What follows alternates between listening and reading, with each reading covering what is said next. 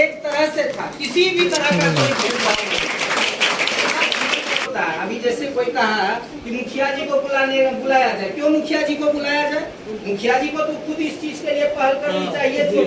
आज बाबा साहेब भीमराव अम्बेडकर जी के जयंती के अवसर पर हम सभी लोग जो यहाँ पर उपस्थित हैं, हमारे बहुत सारे छात्र छात्राएं सारे लोग उपस्थित हैं, उन्हें जो है श्रद्धापूर्वक नमन करते हैं, उन्हें अपनी ओर से श्रद्धासुमन अर्पित करते हैं।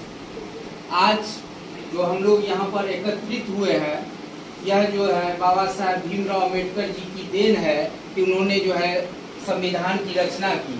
अगर आप लोग चूँकि छात्र हैं, मैं खासकर छात्राओं को संबोधित करना चाहता हूँ कि आप लोग जो अभी भिन्न क्लास में हैं, अभी हमको लगता है कि प्री मैच्योर जो है तो आप लोगों को यह जानकारी होनी चाहिए। हमारे पठन पाठन में, हमारे पुस्तक में, हमारे सिलेबस में ऐसे महापुरुषों का जिक्र भी है, लेकिन सिर्फ जिक्र होने से नहीं होगा। हमें जो है चाहे उसकी उनकी जयंतियाँ हो या पुण्यतिथि हो, आज जयंती का अवसर है, सिर्फ हमें जो है कोई भी कार्यक्रम अगर हम करें जयंती तक सीमित नहीं करते। बाबा साहेब भीमराव अम्बेडकर जी के बारे में कहना चाहता हूँ कि इनका बचपन जो है काफी अभाव में, गरीबी में बीता था, और जो इनका जो संघर्ष था, जिस तरह की इनकी पृष्ठभूमि थी, वह काफी जो इनकी पारिवारिक पृष्ठभूमि थी काफी कमजोर थी, लेकिन यह बचपन से ही मेधावी थे। तभी का जो एक सामाजिक स्ट्रक्चर था, उसमें आप लोग जानते हैं, यह एक बहुत बड़ी सच्चाई है। मैं छात्रों को कहना चाहता हूँ, एक बड़ी सच्चाई है। तभी कहीं ना कहीं एक ऐसा वर्ग भी था जो एक बहुत बड़े बहुसंख्यक वर्ग को सार्वजनिक तालाबों से, सार्वजनिक कुओं से जो है उन्हें पानी तक पीने को नहीं दिया जाता था। सार्वजनिक रूप से मंदिरों में प्रवेश वर्जित था। अगर आप बाबा साहब भीमराव अम्बेडकर का जब जीवन को देखेंगे तो उनके जहां वो पढ़ने जाया करते थे तो वहां पर वो उनको बाहर बैठाया जाता था, उनको क्लास में प्रवेश भी नहीं किया जाता था। क्लास में जो कुछ लोग थे जो कहीं ना कहीं मनुवाद के प्रेरक थे, जो उस तरह के विचारों को जो है मानने वाले थे, उनके बच्चे जो कि एक खास जाति विशेष, वर्ग विशेष के थे, वो लोग बैठा करते थे आगे की क्लास में। लेकिन कहते हैं कि मेधा किसी भी जाति धर्म का जो है वो मोहताज नहीं रहता है। आप अगर ये एक कक्षा है, यहाँ पर टीचर हैं और वहाँ पर बाबा साहेब अम्बेडकर जी जो है बाहर, ये जो है वहाँ पर उनको बाहर बैठाया जाता था। तो जो उनको पाठ पढ़ाया जाता था, पहले जो टीचर पढ़ाते थे, तो पाठ को सुन के उनको ब्लैक बोर्ड तक नजर नहीं आता था, वह पाठ को सुनकर वहाँ उनको याद कर लिया करते थे। और जो लोग अंदर क्लास में बैठा करते थे उन्हें इन चीजों से कोई मतलब, वो क्लास में जरूर बैठा रहते थे लेकिन उनका ध्यान नहीं था। तो एक बार जो है वहाँ पर जब बाबा साहेब अम्बेडकर जी बचपन में थे तो वहाँ पर एक अंग्रेज अधिकारी आए, स्कूल के जो है निरीक्षण में आए।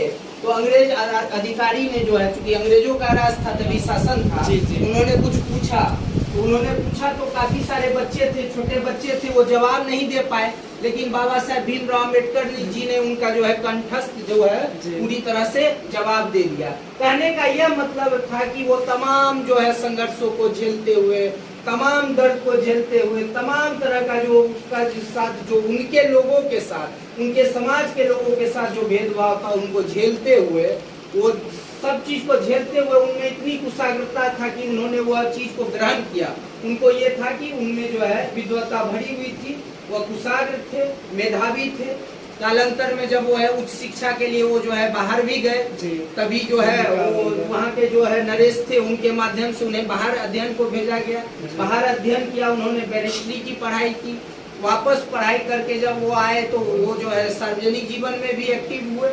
जब एक्टिव हुए तो कालांतर में वो जो है आगे बढ़ते गए और बाद में जो है वो भारतीय राष्ट्रीय कांग्रेस में भी जो है उन्होंने जो है भारतीय राष्ट्रीय कांग्रेस ज्वाइन करने से पहले आरपीआई करके एक जो है संगठन बनाया, रिपब्लिकन पार्टी ऑफ इंडिया।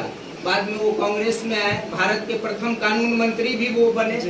लेकिन एक जो खास बात है जिसके लिए आज हम सबों को बाबा साहेब भीमराव अम्बेडकर जी का जो है शुक्रगुजार होना चाहिए। मैंने पहले भी कहा था, यह सच्चाई है कि बहुत बड़े वर्ग के द्वारा एक बहुसंख्यक वर्ग को सार्वजनिक कुओं तालाबों से जो है पानी पीने तक की इजाजत नहीं थी, मंदिरों में प्रवेश की अनुमति नहीं थी। लेकिन आप उस व्यक्ति की महानता देखिए, जिस दर्द को उन्होंने अपने में झेला, अपने लोगों में झेला, लेकिन जब बाबा साहब को जब मौका मिला अपने कलम से संविधान रचना की, तो उन्होंने ऐसा संविधान बनाया जो सबों के लिए एक तरह से था, किसी भी तरह का कोई भेदभाव नहीं। अगर हम आपको कोई चूटी काटता है, चिट्ठी काटता है या अपमानित करता है, तो हमारे दिल में ये रहता है कल को हमको इसको जो है बदला देना। आप समझिए वो व्यक्ति भारत का कानून मंत्री बना, जिन्होंने संविधान की रचना की, उनके कलम में कितनी ताकत थी। वो चाहते तो काफी हद तक उस चीज को जो है अपने संविधान में उसके तहत जो है वो कर सकते थे, लेकिन उन्होंने एक ऐसी संविधान की रचना की जो सबों के लिए संभव रहा। और भारत के महिलाओं को, खासकर जो महिलाएं हैं, चाहे वो कोई भी वर्ग है, खासकर मैं कहना चाहता हूँ, जो सती प्रथा पहले चलता था, सती प्रथा जो विधवा विवाह ये सब था, उसका सबसे ज्यादा दंश अगर किसी वर्ग में था तो उच्च जाति के महिलाओं को उसका सबसे ज्यादा दंश झेलना पड़ता था। बाबा साहब का योगदान, जो भारतीय संविधान का जो उनका योगदान है, भारतीय लोगों के साथ साथ भारत की महिलाओं के लिए, चाहे वो किसी भी जाति धर्म के हो, भारतीय महिलाओं को जो है यह शुक्रगुजार होना चाहिए कि बाबा साहब भीमराव अम्बेडकर जी ने ऐसे संविधान की रचना की जिसमें सबों को समेकित रूप से जो है मत का अधिकार दिया गया। नहीं तो पहले जो है संविधान सभा का जो डिस्कशन चल रहा था, उसमें कृष्ण गोपाल रामाचार्य बहुत सारे ऐसे जो थे, 114 दिन तक बहस चली थी। तो बहुत लोग इस बात के पक्षधर थे कि महिलाओं को वोटिंग का राइट नहीं मिलना चाहिए। यह बात एक बड़ी सच्चाई थी, लेकिन बाबा साहब उस पर अड़े रहे कि महिलाओं को भी उसी तरह का अधिकार मिलना चाहिए। और संविधान आज हम लोग जो यहाँ पर जमा है, खासकर जो है, और बहुत अच्छी बात है कि यहाँ पर जो है आप लोग छात्र हैं, यहाँ पर शिक्षक भी है, नीरज ने बताया, यहाँ पर आप लोग का शायद वहाँ पर भी कार्यक्रम हुआ था। अब हम लोग चाहेंगे, आज यहाँ पर तो है पूर्व जो है सरपंच साहब भी हैं, ये है, हम लोगों को कहीं न कहीं ये कहना होगा कि इस तरह का अगर कार्यक्रम होता है, अगर मुखिया जी यहाँ पे अनुपस्थित है तो ये शर्म की बात है।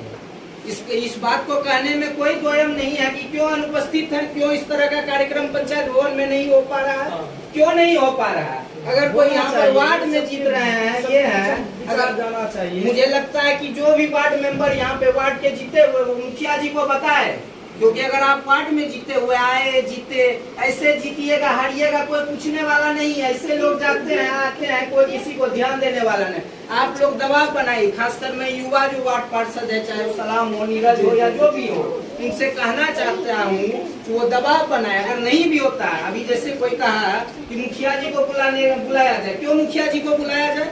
मुखिया जी को तो खुद इस चीज के लिए पहल करनी चाहिए थी, खुद पहल करनी चाहिए थी, क्यों उन्होंने पहल नहीं किया?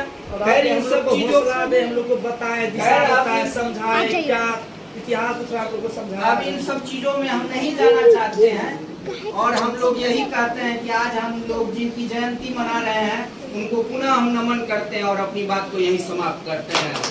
एक बात जय जय जय जय जय भीम, जय भीम जय भीम। धन्यवाद।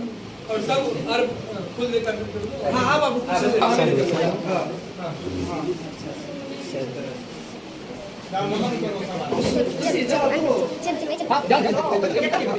जाओ तुम भी जाओ पीछे चले जाओ चले जाओ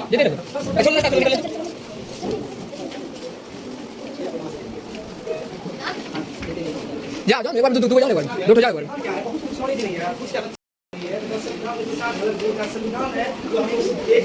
साइड दे दो हमारा देश का एक रीति तरह का